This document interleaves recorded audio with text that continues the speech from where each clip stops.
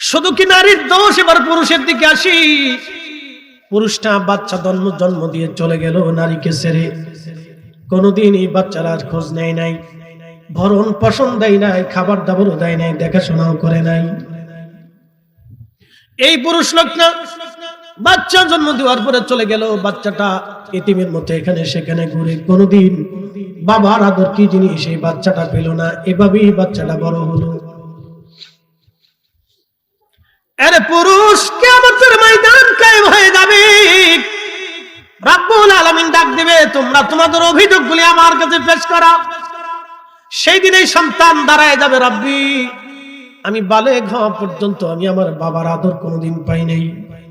আল্লাহ, আমার বাবা আমাকে জন্ম দিয়ে পালিয়েছিল, রব্বুল আলামিন আমার বাবা আমার হক আদায় করে নাই, আমি ছোট্টকালে বাবার আদর থেকে বঞ্চিত ছিলাম। আল্লাহ, কোন কারণে? আজকে জবাব দিয়ে আমার বাবাকে জান্নাতে যেতে বলো, আমার জবাব চাই এবং আমার হক ফিরাই দিতে বলো। বাবা যদি হাজির হয় কাজ হবে না, কাবা শরীফের গিলাফ দিয়ে কবরে দিলেও কাজ হবে না, কোরআন শরীফ গলার মধ্যে ঝুলিয়ে কবরে দিলেও কাজ হবে না, কাবা শরীফের পাথর দিয়ে তার কবর বানাই দিলেও কাজ হবে না, হাজরে আসওয়াদ তার কবরে দিয়ে দিলেও জান্নাতও হবে না, কারণ সে সন্তানের হক আদায় করে নাই। পুরুষ বুঝে যাবেন আপনি, জান্নাত কিন্তু ছেলে খেলা না। মালিক ইয়াউমিদ্দিন, বিচার দিনের মালিক আল্লাহ। সেদিন আল্লাহ কাঠগড়ায় দাঁড়া করাবে। যারা সন্তানের হক আদায় করে না, ওরা মানুষ নামের জানোয়ারের চেয়ে নিকৃষ্ট। কথা বলেন ঠিক কিনা? মানুষ হইয়া ভবেতে আসিয়া মানুষের করিলাম কি? আমি নবী না মানিলাম, কি যে ভুল করিলাম, নবী না মানিলাম, কি যে ভুল করিলাম, ভস্মে ঢালিলাম ঘি। মানুষ হইয়া ভবেতে আসিয়া মানুষের করিলাম কি?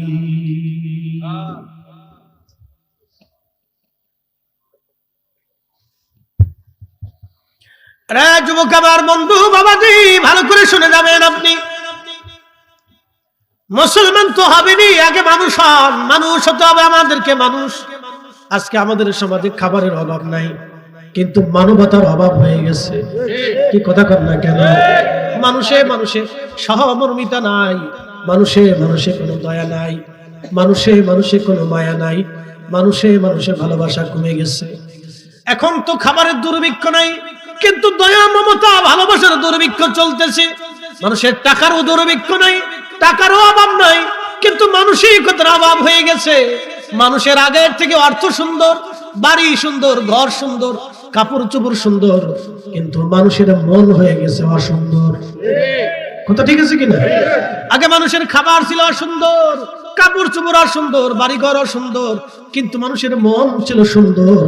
যার কারণে আগের গ্রামের মানুষদেরকে বলা হতো এরা সাদা সিধা মানুষ। কিন্তু আমি দেখি বাংলাদেশের গ্রামের মতো এত নিকৃষ্ট গ্রাম পৃথিবীর কোন কোথাও আছে আমার জানা নাই। বাংলাদেশের গ্রামে গ্রামে এখন কিছু নেটাবাদ আছে, আর কিছু সবলখোর বাংলাদেশের গ্রামে পাওয়া যায়। নাম দিছি ভিলেজ পলিটিক্স, আমি নাম দিছি কুত্তা পলিটিক্স। নাম দিছি কুত্তা পলিটিক্স। কার মায়ের বিয়ে ভাঙবে শুধু এই চিন্তায় থাকে। কি কথা ঠিক আছে কিনা? কার মেয়ের বিয়ে ভাঙবে, কার সাথে কার ঝগড়া বাঁধাবে, কার সাথে কার অশান্তি বাঁধাবে, মাথা নক্কু বাঁধাই দিয়ে সারা জীবন স্বার্থ নিতে থাকবে। আপন ভাই ভাই জুমজাল মারামারি লাগাই দেয়। শতান কত বড় চিন্তা করে, কল্পনা করা যায়? এর ভিতরে অন্যতম সদস্য আছে বিডিটা। কতজনের জীবনের সংসার ভাঙছে তার কোনো হিসেব নাই। আমি নাম দিছি কুটনা বিডি। শয়তানে চিন্তা করে ওই খালা থাকতে আমার আর কোনো চিন্তা নেই। ওই খালাই কার সেটে দিবে আমি চাই পুরো শয়তান কোথাকার। জুতা দিয়ে বাইরেও হক আদায় হয় না ভাই আমার। হ্যাঁ, বুঝাই দিয়ে যাচ্ছি আপনাদেরকে। বল হুজুর এই ওয়াজ ধরলেন কেন? সমাজ দেশ দেশ ধ্বংস হয়ে যাইতেছে, এই ওয়াজ ধর্ম না তো ধর্ম কোনটা? মিঠে মিঠে ওয়াজ করলে এখন কাজ হচ্ছে না। সমাজ ধ্বংস হয়ে যাইতেছে, পরিবার ধ্বংস হয়ে যাইতেছে। কত পরিবারের স্বামী স্ত্রীর তালাক হয়ে গেছে তার কোনো হিসাব নেই, শুধু এই কুটনা বিড়িদের জন্য। এই কুটনা বিড়িদের শাশুড়ির উত্তপ্ত করে দেয় বৌমার বিরুদ্ধে, বৌমার উত্তপ্ত করে শাশুড়ির বিরুদ্ধে। বাপ রে বাপ, কত বড় শয়তান! বেডিরা আমার উপর সেটবে, সেটলি কিছু করার নাই। আপনি রাত ভরে সেটলিও আমার কিছু করার নেই। স্টার জলসার মুরিদ হয়ে গেছেন তো, এই জন্য আমরা এই ওয়াজ এখন চালাইতে হবে, বাটাম চালানো ওয়াজ দিতে হবে। চলবে? আপনার ওটা কি? ওই যে ওইটা লাডি, ওটা কি? হ্যাঁ, ও আচ্ছা আচ্ছা, ঠিক আছে। সর্বনাশ, আর কথা কাজ আমরা সিটকেট দিয়েছে তো ওই জায়গা আপনি জ্বালাইছি। থাক, যার যার ইচ্ছা হলে সেই সেই চলো। দুনিয়াতে স্বাধীনতা আছে, বিচার আচার সব হাসরের ময়দানে হবে, নাকি বলেন? সব সব হিসাব আখেরাতে আসবে, কে কি করলো না করলো। দুনিয়াতে যে ভালো কাজ করে সে ভালো, যে খারাপ কাজ করে সে খারাপ। পোশাকে তার চরিত্র বোঝা যায় না, চরিত্র বোঝা যায় তার কাজে কর্মে। কথা ঠিক আছে কিনা? কাজে কর্মে চরিত্র বোঝা যায়, পোশাকে না। প্রিয় উপস্থিতি হাজিরিন, মূল আলোচনার দিকে ফিরে যাই, খুব মনোযোগ দিবেন। চগলখোর কুটনা বেডি, আল্লাহ এদের থেকে আমাদের সমাজকে বাঁচায় দিক, পরিবার বাঁচায় দিক। সবাই দোয়া করে বলেন আমিন। আমি যে কিতাব ওয়াজ করব, তাল খুঁজে পেয়েছি, কি ওয়াজ করব? সারা জায়গায় ঘা লাগছে, মলম যে কোন জায়গায় দিবেন আপনি খুঁজে পাবেন না। তালাশ করে সব জায়গায় চুলকানি লাগছে, কয় জায়গায় মলম লাগাবে বুঝতে পারছেন? কোথায় মলম দিবেন আপনি? আল্লাহ, আমাদের সমাজ, আমাদের পরিবার, আমাদের রাষ্ট্র ধীরে ধীরে ধীরে ধীরে আগামী দিনে ধ্বংস হয়ে যাচ্ছে। 3 বছর আগে যে ফুলারে মুসলমানি দিচ্ছে, হাতে বলে আমি গাঁজা খাই, শোনার পরে আমার গা শিরে উঠছে। সর্বনাশ, কয় কি? হাউজের একটা বিড়ি ধরে ফেলছে। তো কেমনে খাইতে শীতে সিস্টেম করে বিড়িটারে, বাপরে বাপ। দেখলে আপনি চিন্তা করবেন যে বাংলাদেশে আসি না কোন দেশে আছি আমরা। পৃথিবীর উন্নত দেশের বাচ্চাদেরকে দেখবেন, ছেলেদেরকে দেখবেন, ওরা পড়ালেখা নিয়ে ব্যস্ত। আর আমাদের দেশে কলেজ ভার্সিটিতে গেলে খালি রাজনীতি নিয়ে ব্যস্ত। কত যে নেতা লেতা খেতে এক একটা বেরোইছি, আইনকে চিবে মাইনকে চিবে লেতা বাজা, মনে কিছু নিয়ে না। পৃথিবীর কোন দেশে এরকম আছে আমার জানা নাই। উন্নত বিশ্বগুলি তারা শুধু পড়াশোনায় ব্যস্ত থাকে। কি করে তারা নতুন উদ্যোক্তা হবে, জ্ঞানী হবে, বিজ্ঞানী হবে, গবেষণা করবে, নতুন নতুন জিনিস আবিষ্কার করে। এই যে আমাদের দেশের কৃষি কাজগুলি যেগুলি করেন, কিন্তু আমাদের দেশের কোনো আবিষ্কার না। এটা চাইনারা, ইন্ডিয়ানরা আবিষ্কার করে দিচ্ছে, ওতালি আমরা লড়াচড়া করি। তাহলে বাংলাদেশে 18 কোটি মানুষের ভিতরে কি কোনো, কি আশ্চর্য কথা! আমাদের দেশের মহিলাদের খালি একই চিন্তা, পৃথিবীর অন্যান্য দেশের নারীরা জ্ঞানে বিজ্ঞানে কত উন্নত হয়ে গেছে, আর আমাদের দেশের বেটিরা এখনো ঘরের ভিতরে বসে চিন্তা করে যে শাশুড়িকে কেমনে ঘর থেকে বের করা যায়, ননদকে কেমনে বাড়ি আসা বন্ধ করা যায়, খালি এই চিন্তা করে, আর কোনো চিন্তা নেই। শ্বশুরকে কেমনে ঘর থেকে বের করবে, খালি এই দাম দেয়, আসার আর কোনো দাম নেই। আর যদি কারো 2 বউ থাকে তাহলে ঘরের ভিতরে বসে, ও দুনিয়ার থেকে দেখে গেছে যে জাহান্নাম কি জিনিস। না, ও উঠতে সুখ নেই, বইতেও সুখ নেই, ঘুমায়ও সুখ নেই, ওর স্বপ্নেও দেখে ঝগড়া লেগে গেছে। কি বিপদের বিপদ! এই কাজ বাংলাদেশে চলে না। ভাগ্য ভালো সৌদি আরবের বেটিরা বাংলাদেশের বেটিকে পায় নাই, নইলে পরে বুড়িগঙ্গার পানির ভিতরে চুবাইতো। সৌদি আরবের বেটিরা ভালা, বড় বউ জামাইটা ধরে আর একটা বিয়ে করে নিয়ে আসে, করো অসুবিধা নেই, বিয়ে তো করবে, তার বেশি কিছু করতে পারবে না। আর বাংলাদেশে যদি শুনে যে জামাই বিয়ে করতে গেছে, তো হয়ে গেছে কাজ, তাই কাজ হয়ে গেছে, যুদ্ধ লেগে যাবে। বাপরে বাপ, যুদ্ধ কারে কর! তো দেখবেন যে, বুঝবেন যে কি জ্বালার জ্বালা। জীবনে এটা মানতে না, মরে যাইবো, শহীদ হয়ে যাবো, তো মানতে না। যাই হোক, আমি এদিকে যাবো না, এ কাজ করার দরকার নেই। বাংলাদেশে 2 মেয়ের চিন্তা করেন না, কি করবে না, এটা করতে গেলে বিপদে পড়বে। একটাই লাড়াচালা নিয়ে চলে, এগুলি লাড়াচাড়া করে না, দরকার নেই। তো খুব মনোযোগ দেন। এই যে নারীরা ধীরে ধীরে ধীরে ধীরে অসুস্থ মস্তিষ্ক যার ভিতরে চলে যায়, ঘরের ভিতরে বসে বসে খালি ইলা চিন্তা করে। তাদের ভালো করে উন্নত চিন্তা মানসিকতা তাদের অন্তরে মগজে কোনো সময় আসে না। হায়ার এডুকেটেড পারসন, আমাদের দেশের মহিলা ইউনিভার্সিটি থেকে মাস্টার্স কমপ্লিট করে আসার বেডিরও একই চিন্তা ভাবনা। বুঝি রেখেছি, এরা কি অসুস্থ নাকি? হ্যাঁ, মাদ্রাসায় পড়ে আসে, দাওরা পড়ে আসে, সেই বেটের একই যে অবস্থা, শাশুড়ির বাদ দিতে পারে না, শ্বশুর বাড়ি থাকতে পারে না, জামাই নিয়ে বাসা ভাড়া করে থাকে। ইস, নাম দিছে বুজুর্গানে দিন, আলেমা সাহেবা। মাঝে মধ্যে চিন্তা করি, এই কোত্থেকে পড়াশোনা করছে আল্লাহ। হ্যাঁ, হুজুর এই কথা করতেছে না, এই কথা করছি, অসুস্থ মস্তিষ্ক। অসুস্থতা, কত বড় অসুস্থতা আমাদের সমাজ, আপনি ভাবলে ঘা শির উঠবে। আমি যদি একটার পর একটা বলি তো আপনার গা শির উঠবে। শোনেন, পরিসংখ্যান দিয়ে যদি বাংলাদেশের 100% ছেলেমেয়ের ভিতরে 80% ছেলেমেয়েরা বাপ মা মানে না।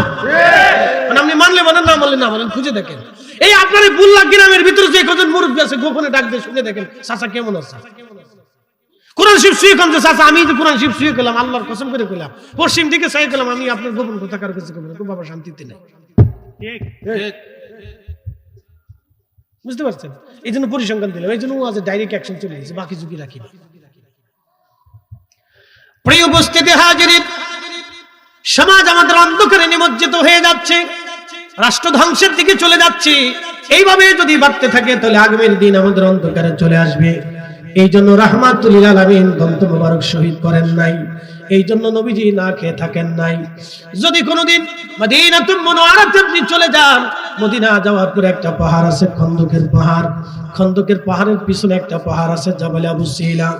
এই জাবালে আবু সিলা পাহাড়ের ভিতরে একটা ছোট্ট গুহা আছে। এই গুহার ভিতরে রহমতের নবীজি সিজদায় পড়ে 3 দিন 3 রাত পর্যন্ত কেঁদেছিলেন। শুধু বলতেন, ইয়া রব হাবলি উম্মতি, ইয়া রব হাবলি উম্মতি। আল্লাহ, আমার উম্মত গুনাহগার, আমার উম্মতের অপরাধ হয়ে গেছে রব্বি, আমার উম্মত গুনাহগার। এইভাবে নবীজি কাঁদতে লাগলেন 3 দিন পর্যন্ত। খাওয়া নাই, ঘুম নাই, গোসল নাই, একাধারে সিজদার মধ্যে পড়ে আছেন নবী, কাঁদতেছেন, ইয়া রব হাবলি উম্মতি। আল্লাহ ডাক দিলেন, হুজুর কিসের জন্য এইভাবে কাঁদেন? ইয়া রব হাবলি উম্মতি, আল্লাহ আমার উম্মতের উপায় কি? উম্মত বড় গুনাহগার, উম্মত বড় গুনাহগার। আল্লাহকে ডাক দিয়ে বলেন, রাব্বি আপনি আমার উম্মতের ব্যাপারে দরখাস্ত কবুল করে নেন। আল্লাহ, নূহ নবীর উম্মতকে আপনি মহাপ্লাবন দিয়ে ধ্বংস করে দিয়েছেন, তামাম পৃথিবীর মাটি ফেটে ফেটে পানি বের করিয়েছেন, অধর দ্বারা বৃষ্টি দিয়ে দিয়ে তামাম দুনিয়া ভরে ফেলেছেন। পৃথিবীর সবচেয়ে সুউচ্চ পাহাড়ের নাম মাউন্ট এভারেস্ট। এই মাউন্ট এভারেস্ট দেখার জন্য আমি দার্জিলিং গিয়েছিলাম। দার্জিলিং থেকে মাউন্ট এভারেস্ট দেখা যায় শুধু বরফ আর বরফ, সাদা আর সাদা দেখা যায়, বিরাট বড় পাহাড়, বিরাট বড় পাহাড় মাউন্ট এভারেস্ট। উচ্চতা 29,000 ফিট। এই 29,000 ফিট উচ্চতার পাহাড় সেদিন মহাপ্লাবনে একেবারে ডুবে চলে গেল। পৃথিবীর সবচেয়ে উঁচু পাহাড়টাও মহাপ্লাবনে ডুবে চলে গেল। প্রশান্ত মহাসাগরের গভীরতা 36,000 ফিট। মাউন্ট এভারেস্ট পাহাড় থেকে যদি প্রশান্ত মহাসাগরের মধ্যে ছেড়ে দেওয়া হয়, এই পাহাড়খানা সাগরের তলদেশে যখন যায় মিশে যাবে, পাহাড়ের উপরিভাগ থেকে আরো 6,000 ফিট 7,000 ফিট পানি বাকি থাকবে, আরো 7,000 ফিট পানি বাকি থাকবে। বন্ধু আমার, সেই দিন সাগরের মহাসাগরগুলি মহাপ্লাবনে ডুবে গেল। নূহ আলাইহিস সালাতু ওয়াস সালামের কিস্তির মধ্যে, নৌকার মধ্যে যারা ছিল সেই দিন বেঁচে গিয়েছিল। কিন্তু নূহ নবী 800 বছর ধরে কালেমার দাওয়াত দিলেন, 800 বছর ধরে মানুষকে বুঝাইলেন। মাত্র 83 জন মানুষ দাওয়াত কবুল করলো, বাকিরা আর দাওয়াত কবুল করে নাই। বাকিরা শুধু বলতো, নূহ রে তোরা আল্লাহর যদি ক্ষমতা থাকে তাহলে একটু গজব দিয়ে দেখা। আল্লাহর নবী নূহ আলাইহিস সালাম অতিষ্ঠ হয়ে গেলেন, আল্লাহকে বলেন, রাব্বি আমার উম্মতকে আপনি ধ্বংস করে দেন, এরা অনেক বড় নাফরমান আমার রব আমার আল্লাহ। বলেন, নূহ তাহলে একটা গাছ লাগাও।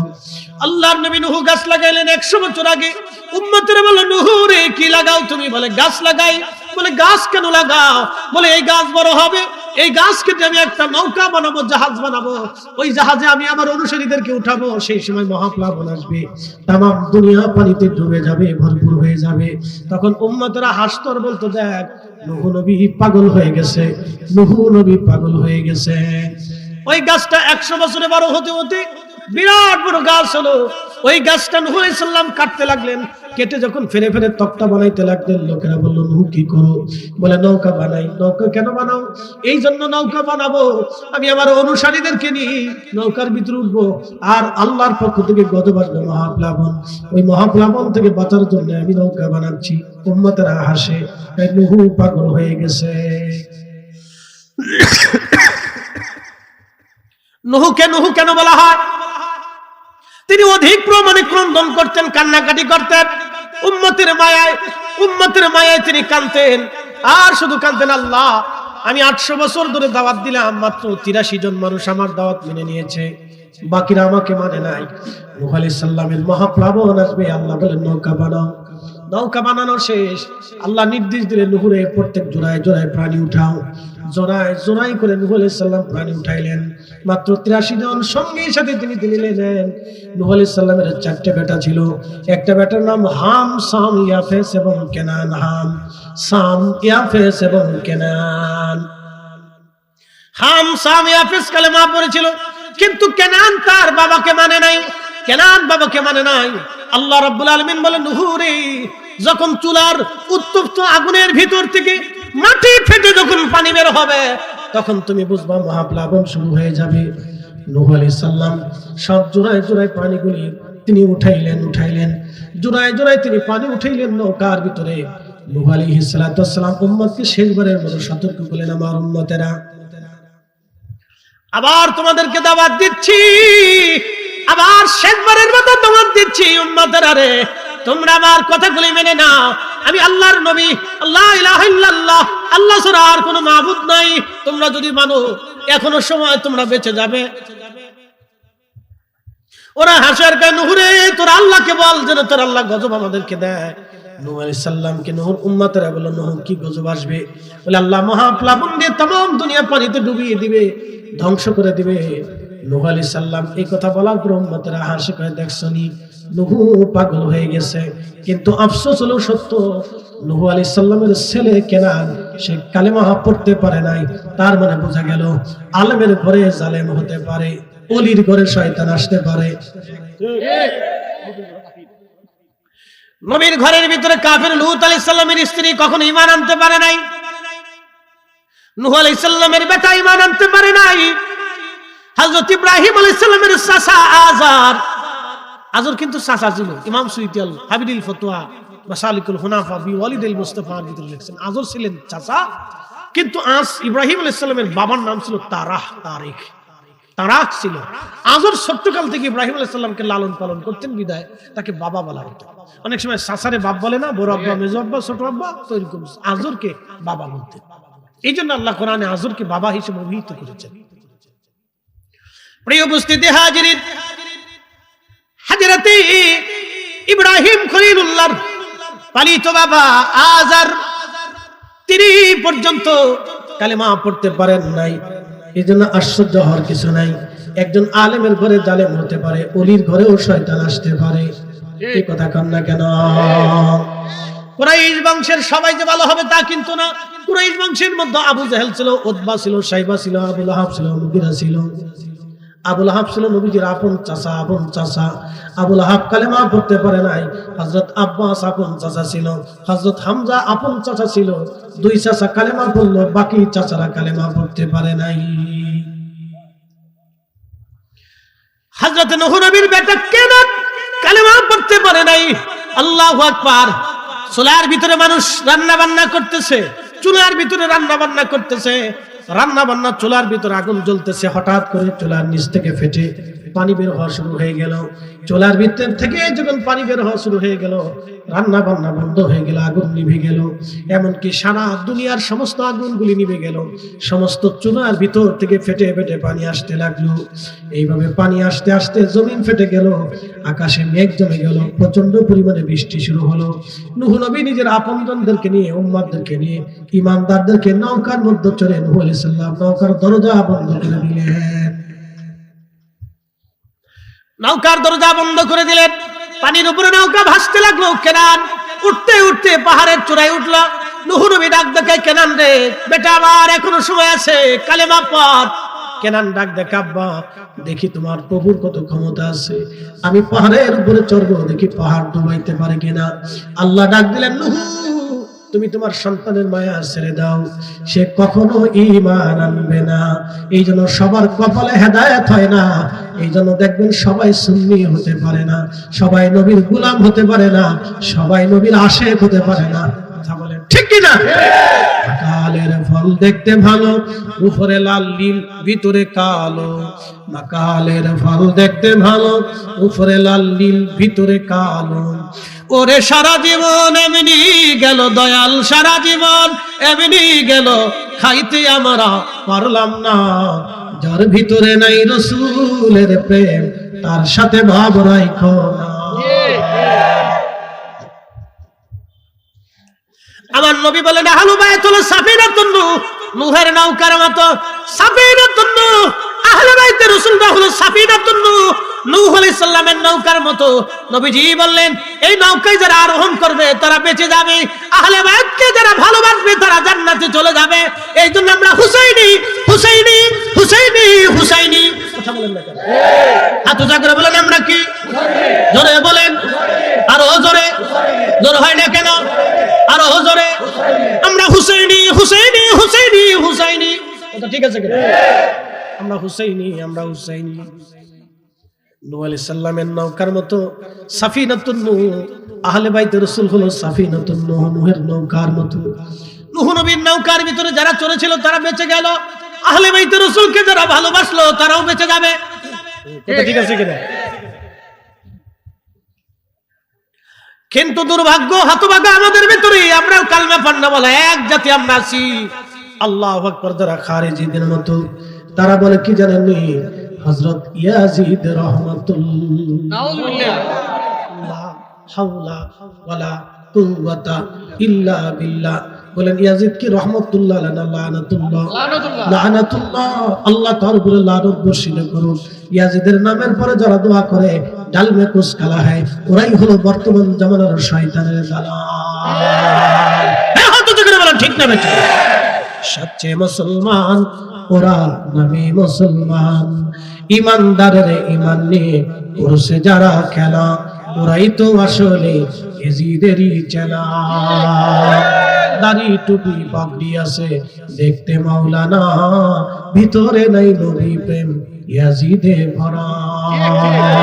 আল্লাহুম্মা সাল্লি আলা। হ্যাঁ, জবান খুলে, জবান খুলে দেন।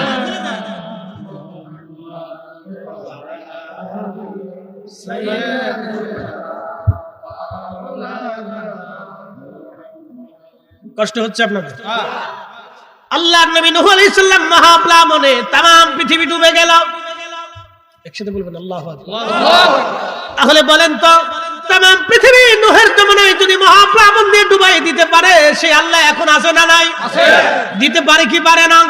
পারে। আসবে। নবীজি বললেন আমার উম্মত, আল্লাহর আকাশ থেকে পাথর নিক্ষিপ্ত হবে, জমিনে ভূমিকম্প হবে, টর্নেডো হবে, মহামারী আসবে, আসমান থেকে পাথর আসবে, জমিনে গরম হাওয়া প্রবাহিত হবে, আর নানান রোগ মানুষকে আক্রান্ত করবে। বর্তমানে পৃথিবীতে একটা রোগের নাম ডায়াবেটিস, একবারে মহামারীর মতো तमाम পৃথিবীতে ছেয়ে গেছে। কোনো প্রতিকার নাই, কোনো ওষুধ নাই যে একেবারে ডায়াবেটিস সেরে যাবে। কোনো প্রতিকার নাই, ঘরে ঘরে तमाम পৃথিবীতে ছেয়ে গেছে। ভাবলাম ডায়াবেটিস শুধু বাংলাদেশে আছে না, শুনলাম মালয়েশিয়াতেও ঘরে ঘরে ডায়াবেটিস। तमाम পৃথিবী ডায়াবেটিসে পড়ে গেছে মহামারীর মতো। বর্তমান বাংলাদেশে 18 কোটি মানুষের ভিতরে আমার মনে হয় 10 কোটি মানুষ ডায়াবেটিসের সাথে সম্পৃক্ত আছে। প্রায় 10 কোটি মানুষ ডায়াবেটিসের সাথে সম্পৃক্ত আছে। কারো হইছে, কারো হচ্ছে, কারো হবে, কেউ সিরিয়ালে আছে। বন্ধু খুব মনোযোগ দেন, এমন একটা মহামারী একবার যারে ধরে তারে আর কোনোদিন সারে না। এটা আল্লাহর গজব। तमाम পৃথিবীর 5% মানুষ হার্টের সাথে সম্পৃক্ত, হার্টের রোগী হয়ে যাচ্ছে, ক্যান্সারে আক্রান্ত, লিভারে আক্রান্ত, কিডনি সমস্যা। বাংলাদেশের 3.5 কোটি মানুষ কিডনি রোগের সাথে সম্পৃক্ত, প্রত্যক্ষ অথবা পরোক্ষ 3.5 কোটি মানুষ কিডনি রোগে আক্রান্ত আছে। এখানে খুঁজে দেখেন 2, 4, 5 জন 10 জন আছে, বেশি আছে। কিডনি রোগে একটা হয়, কিডনিতে পাথর করতেছে, না লিভার নষ্ট হচ্ছে। আমার মসজিদের মুয়াজ্জিন সাবেক প্রত্যেক জুমাতে আসতো, আল্লাহ মাফ করে দিক বেচারারে। আমি মালদ্বীপে মাহফিল করতে গেছি, জুমায় ওয়াজ করে দোয়াটা নিয়ে গেলাম। শনিবারের দিন আমি মালদ্বীপ সফর, রবি সোমবারের দিন আমার মাহফিল, মঙ্গলবারের দিন আমি আবার ব্যাক করব। তো মাহফিল করে প্রত্যেক পরের জুমাতে আসার পরে শুনছি মুয়াজ্জিন ইমাম সাহেব হুজুরকে, হুজুর দোয়া করেন, মুয়াজ্জিন মারা গেছে। তাই বললাম কেন, কি হয়েছে? লিভারের সমস্যা। বললাম লিভারের সমস্যা এত তাড়াতাড়ি আগে ধরতে পারেনি। ডাক্তারের কাছে গেছে, ডাক্তার বলছে লিভারের সমস্যা 3 দিনই ডেট। বুঝতে পারছেন? এগুলি আল্লাহর পক্ষ থেকে গজব। আজ থেকে 50 বছর আগে এদেশে ডায়াবেটিসের সাথে কেউ সম্পর্ক ছিল না, হার্টের রোগী ছিল না, প্রেশারের রোগী ছিল না, এত কিডনি ফসা, লিভার ফসা লোক ছিল না, এত ক্যান্সার মানুষের ছিল না। এখন ঘা হইতে হইতে ক্যান্সার হয়ে যায়। কি জটিল প্রবলেম! বাচ্চাদের ক্যান্সার হচ্ছে, বাচ্চাদের সমস্যা হয়ে যাচ্ছে, ছোট ছোট বাচ্চারা ক্যান্সারে আক্রান্ত হয়ে যাচ্ছে। কেন জানেন? এই চিপস মিস আবিজাবি আওলা কওলা জাওলা বাউলা, এই যে আবিজাবি খাওয়ান বাচ্চাদেরকে, যত ফারেন খালি ছাগলের মতো কিনে কিনে খাওয়াচ্ছেন, বের করে খাওয়াচ্ছেন। ভালো জিনিস তো খাবেন, খেজুর খাবেন না, অরিজিনাল দুধ খাবেন না, ভালো শাকসবজি খাবেন না, কিশমিশ খাবেন না, ফল ফুল ভালো জিনিস, দেশীয় যে ফল, তাজা তাজা ফল, এগুলি খাবেন না। এদেশের মানুষের সাথে কথা বলে তো লাভ নেই, এরা দুধ বেশি বিড়ি খায়, বলে লাভ, দুধ বেশি বিড়িটা কি আশ্চর্য দেশের মানুষের।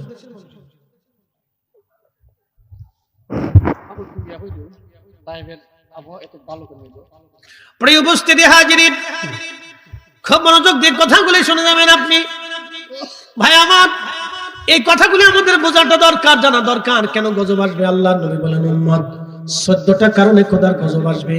তার 1 নাম্বার কারণ হলো যখন দুনিয়া থেকে ন্যায় বিচার চলে যাবে, যখন দেশে ন্যায় বিচার থাকবে না, তখন আল্লাহর গজব আসমান থেকে আসবে। কি কথা বলতে কেন? ন্যায় বিচার যখন উঠে যাবে, গজব আল্লাহর আসমান থেকে আসবে। নারী সমাজ ভালো করে শুনে যাবেন। 2 নাম্বার, রাষ্ট্রের অধিকর্তা কর্মচারী কর্মকর্তা যারা রাষ্ট্রের দায়িত্ব থাকবে, রাষ্ট্রীয় সম্পদ, এই রাষ্ট্রের সম্পদে কিছু গরিবের হক আছে, মিসকিনের হক আছে, ভিখারির হক আছে, অন্ধের হক আছে, আপনার বোবার হক আছে, ল্যাংড়ার হক আছে, দিনমজুরের হক আছে, বৃদ্ধের হক আছে, বিধবার হক আছে, পাগলের হক আছে, একনর্মালের হক আছে, বিভিন্ন দুস্থ মানুষের হক আছে, ছিন্ন বিচ্ছিন্ন মানুষের হক আছে, ভূমিহীন মানুষের হক আছে। যখন রাষ্ট্রের অধিকারী কর্মচারী কর্মকর্তারা, রাষ্ট্রের দায়িত্বপ্রাপ্ত বান্দারা, মানুষেরা রাষ্ট্রের হক মেরে দিবে, তার মানে গরিবের হক, অন্ধের হক, বোবার হক, কানার হক, ল্যাংড়ার হক, বিধবার হক, বৃদ্ধের হক, ভিখারির হক, মিসকিনের হক, ঠেলাগাড়িওয়ালা, দিনমজুর, রিকশাওয়ালা, ভ্যানওয়ালা, অভাবী, মিসকিন, বৃদ্ধ মানুষের হক যখন মেরে দিবে, তখন আল্লাহর নবী বললেন অপেক্ষা করো, আল্লাহর আকাশ থেকে পাথর পড়তে পারে, ভূমিকম্প হতে পারে, মহামারী হতে পারে, অথবা বিভিন্ন রকমের বালা অ্যাক্সিডেন্ট বালা দিয়া, প্যারালাইসিস দিয়া, ক্যান্সার দিয়া, ডায়াবেটিস দিয়া, বড় বড় রোগ দিয়া, হার্টের স্ট্রোক দিয়া, ব্রেন স্ট্রোক দিয়া, আল্লাহ তোমাদেরকে এইভাবে বালা দিয়া ধুকাইয়া আল্লাহ মারবে। কথা কম না কেন? ভয় পাইতেছেন আপনারা? হ্যাঁ, এবার 3 নম্বরে চলে আসেন। 3 নম্বরে ওই যে প্রথমে বলেছিলাম, ঘরে ঘরে পিতা মাতার আবদ্ধ সন্তান বেড়ে যাবে। কি কথা ঠিক আছে কিনা? 3 নম্বরে ঘরে ঘরে পিতা মাতার আবদ্ধ সন্তান বেড়ে যাবে। এত পরিমাণে বাড়বে, এত পরিমাণে হবে, নবী বললেন আমার উম্মতেরা এত পরিমাণে হবে। তামাম পৃথিবীতে তাকায় দেখেন, উন্নত বিশ্ব যদি যায় দেখেন, ওদের দেশে কোনো অন্যায় বিচার নাই, টাকা দিয়ে কোনো বিচার হবে না, টাকা দিয়ে পুলিশ কিনতে পারবেন না, টাকা দিয়ে আদালত কিনতে পারবেন না, টাকা দিয়ে বিচারক কিনতে পারবেন না, টাকা দিয়ে উকিল কিনতে পারবেন না, টাকা দিয়ে মিথ্যা সাক্ষী কিনতে পারবেন না। কিন্তু হবিগঞ্জের আদালতে 500 টাকা দিলে মিথ্যা সাক্ষী পাওয়া যায়। শুধু কি হবিগঞ্জের আদালত না, সারা দুনিয়াতে, সারা বাংলাদেশে। কিন্তু চলে যান তো ইউরোপে, ওরা খাওয়ার আগে মদ খায়, খাওয়ার ভিতরে মদ খায়, খাওয়ার পরে মদ খায়, কিন্তু মিথ্যা সাক্ষী দিবে। আর আমরা কালেমা ভণ্ড বলা জাতি, আমরা আজ পর্যন্ত মুসলমানের নীতি কি এটাই বুঝতে পারলাম।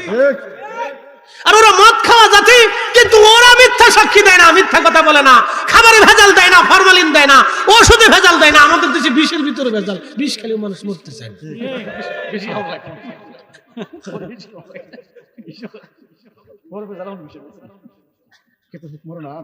ক্ষেত্রে পক্ষ পড়ে না, কাকা কি বিষ দিলি না? আমি তো যেতেই রয়েছি, তো গীতা বিষ দিলি না? বিষের ভেজাল চিন্তা করবেন আপনি, কল্পনা করা যায় ঘাসির ওটার মতো। এই জন্য করোনা ভাইরাস দেশে আইসে উকি দিয়ে দেয়, সবাই করোনা আমার এনে যায় না, যাই আল্লাহু আকবার। হবিগঞ্জবাসী, বললার মুসলমান, কি বললো যে আপনি বুঝবেন, ঘরে ঘরে বাবা মারা আবদ্ধ সন্তান বের হয়ে যাবে, তখন তোমরা খোদার গজবের অপেক্ষা করো। 4 নাম্বার, নবীজি বললেন বেহায়াপনা ছড়িয়ে যাবে। তামাম পৃথিবীতে উন্নত বিশ্বগুলিতে যদিও তাদের অনেকগুলি নীতি ভালো দেখা যায়, কিন্তু উন্নত বিশ্বগুলিতে বৃদ্ধাশ্রম বেশি, প্রচুর পরিমাণে বৃদ্ধাশ্রম। তারা বাবা মাকে ঘরের মধ্যে রাখে না, বৃদ্ধাশ্রমে পাঠিয়ে দেয়। কিন্তু বাবা মা যখন বৃদ্ধ হয়ে যায়, সন্তানের ঘর থেকে যদি আপনি তার বৃদ্ধাশ্রমে পাঠিয়ে দেন, এর থেকে বড় যন্ত্রণা মানব জীবনে আর কিছুই হতে পারে না। যে সন্তানের কাছে থাকতে পারে না, নাতি নাতকুর নিয়ে ঘুরতে পারে না, এর থেকে বড় যন্ত্রণা জীবনে আর কিছু হতে পারে না। ঠিক কিনা? অনেক বড় জুলুম করা হয় তাদের সাথে। উন্নত বিশ্বগুলি এটা আবার বেশি, অন্য কিছু করা হলো আবার এটা খুব মারাত্মক। বাংলাদেশে এটা কম আছে, কিন্তু তারপরেও বুড়ারে শান্তি দেয় না, না দেবে না। ওই যে ঘরের ভিতরে এক ডাইনি আছে, এটা খালি খুঁজে সবাই না, কিছু আছে খুব দুষ্ট, মারাত্মক দুষ্ট, বাপরে বাপ, শয়তান এদের কাছে ফেলে যায়, এত নিকৃষ্ট। বলে হুজুর এইভাবে বলতেছেন কেন? এইভাবে বলতেছি কেন জানেন? বৃদ্ধের কাছে বসে দেখেন চোখের পানি কেমনে, এই জন্য বলতেছি, বাধ্য হয়ে বলতেছি, না বললে তো আমাদের বৃদ্ধরা লাঞ্ছিত হবে। আমি যদি না বলি তো বলবে কে? কথা আমরা যদি না বলি তো বলবে কে? আমরা যদি না শিখাই তো জাতিকে শিখাবে কে? এত কঠিন পরিস্থিতিতে সমাজ চলে গেছে। আমাদের দেশে বৃদ্ধাশ্রম নাই, কিন্তু বৃদ্ধ বলতে পারে না, চুপচাপ থাকে, ফেল করে জায়গা থেকে ফেলে। অনেক সময় ছেলেরা নিরুপায় হয়ে যায়, স্ত্রীর ব্যবহারের কাছে ছেলেরা পর্যন্ত নিরুপায় হয়ে যায়। বাবা মাকে ছেলেরা সান্ত্বনা দেয়, বাবা মা ধৈর্য ধরো, তোমাদেরই তো বৌমা, মনে কিছু নিও না। বাবা মা চিন্তা করে কিছু যদি বলি তাহলে বৌমা সংসার নষ্ট হয়ে যাবে। ছেলের সংসারের দিকে তাকাইয়া বৃদ্ধ বাবা মা কথা বলে না। কি কথা কর না কেন? বৃদ্ধ বাবা মা কথা বলে না, চুপচাপ থাকে। কিন্তু আফসোস আমাদের দেশের শিক্ষিত সমাজের ভিতরেও কম না। কয়েকদিন আগে খবরের ভিতরে দেখলাম জাহাঙ্গীরনগর বিশ্ববিদ্যালয়ের একজন প্রফেসর, তিনি বৃদ্ধাশ্রমে আছেন। একটা ছেলে আমেরিকা প্রবাসী, আর একটা ছেলে অনেক বড় কর্মকর্তা, নাম বলা যাবে না। প্রিয় উপস্থিতি হাজিরিন, কুকুর থেকে আপনি লালন পালন করলেন, কুত্তাটা আপনার জন্য জীবন দিয়ে দিবে, চোর ঢুকতে দিবে না, আপনার বাড়ির মুরগি পাহারা দিবে, আপনার বাড়ি পাহারা দিবে। কিন্তু দেখবেন কুকুরটা কখনো বেঈমানি করবে না, আপনাকে ছেড়ে দিয়ে পালিয়ে চলে যাবে না, শত্রুর হাতে আপনাকে রেখে পালাবে না। কিন্তু এই মানব জাতির ভিতরে কিছু মানুষ আছে, নিজের সন্তান রেখে পরপুরুষের হাত ধরে পালায় চলে যায়। বেটিরা চিন্তা করতেছে, হুজুর আইসি আমরা ধাতানি শুরু করলো কে? খাবার মানে বেশি ভালো হয়েছে না, খাওয়ান ভালো হয়েছে, লাডি মাছ দিয়ে খাওয়াইছে আমার। কিন্তু আমার সিদ্ধান্ত হলো আমি যাহা বলি তাহা বলি, ও লাডি দিলেও বলি, লাডি না দিলেও বলি, খাওয়ান দিলেও বলবো, না দিলেও বলবো, যেটা হক সেটা বলতে হবে, কারণ আমাদের জিহ্বার ওজন আছে। কিয়ামতের ময়দানে আল্লাহ আমাদেরকে জিজ্ঞাসা করবে কি বলছিলেন? বলবো আল্লাহ মিডে কথা বলছিলেন। আল্লাহ বলবে এটির বাটাম চালান দিতে। বক্তাগিরি যত সহজ তত সহজ না, এটি কঠিন হিসাব আছে। যদি আল্লাহ হিসাব চাইয়ে বসে তাহলে বাংলাদেশের কোনো বক্তা পার হইতে পারত না। বিপদ আছে, অনেক বড় বিপদ। সরে যাবেন বল্লাবাসী, মহিলা বাচ্চা রেখে পর পুরুষের হাত ধরে চলে গেল। শুধু কি নারীর দোষ? এবার পুরুষের দিকে আসি। পুরুষটা বাচ্চা জন্ম দিয়ে চলে গেল নারীকে ছেড়ে। কোনদিন এই বাচ্চার খোঁজ নেয় নাই, ভরণ পোষণ দেয় নাই, খাবার দাবারও দেয় নাই, দেখাশোনাও করে নাই।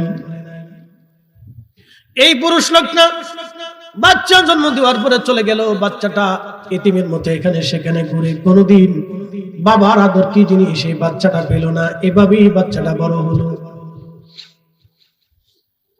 আরে পুরুষ কিয়ামতের ময়দান কায়েম হয়ে যাবে, রব্বুল আলামিন ডাক দিবে, তোমরা তোমাদের অভিযোগগুলি আমার কাছে পেশ করো।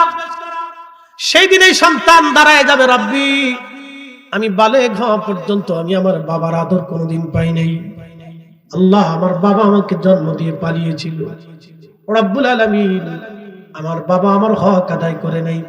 আমি ছোট্টকালে বাবার আদর থেকে বঞ্চিত ছিলাম। আল্লাহ কোন কারণে?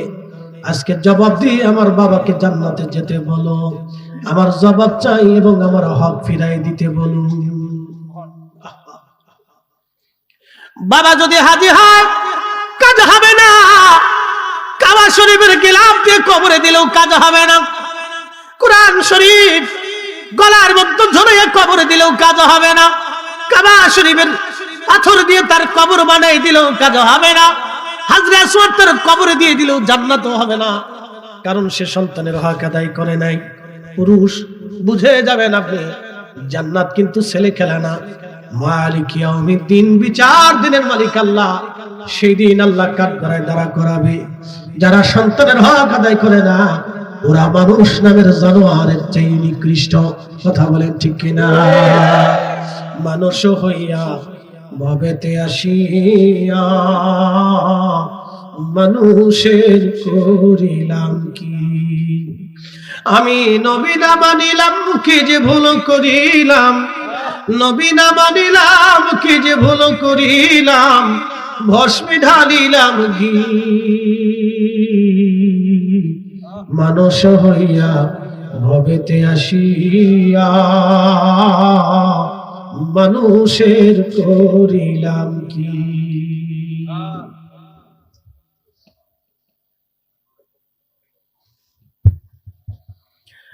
যুবক আমার বন্ধু বাবাজি, ভালো করে শুনে যাবেন। আপনি মুসলমান তো হবেনি, আগে মানুষ হন। মানুষ হতে হবে আমাদেরকে মানুষ। আজকে আমাদের সমাজে খাবারের অভাব নাই, কিন্তু মানবতার অভাব হয়ে গেছে। কি কথা কর না কেন? মানুষে মানুষে সহমর্মিতা নাই, মানুষে মানুষে কোনো দয়া নাই, মানুষে মানুষে কোনো মায়া নাই, মানুষে মানুষে ভালোবাসা কমে গেছে। এখন তো খাবারের দুর্ভিক্ষ নাই, কিন্তু দয়া মমতা ভালোবাসার দুর্ভিক্ষ চলতেছে। মানুষের টাকারও দুর্ভিক্ষ নাই, টাকারও অভাব নাই, কিন্তু মানসিকতার অভাব হয়ে গেছে। মানুষের আগের থেকে অর্থ সুন্দর, বাড়ি সুন্দর, ঘর সুন্দর, কাপড় চোপড় সুন্দর, কিন্তু মানুষের মন হয়ে গেছে অসুন্দর। কথা ঠিক আছে কিনা?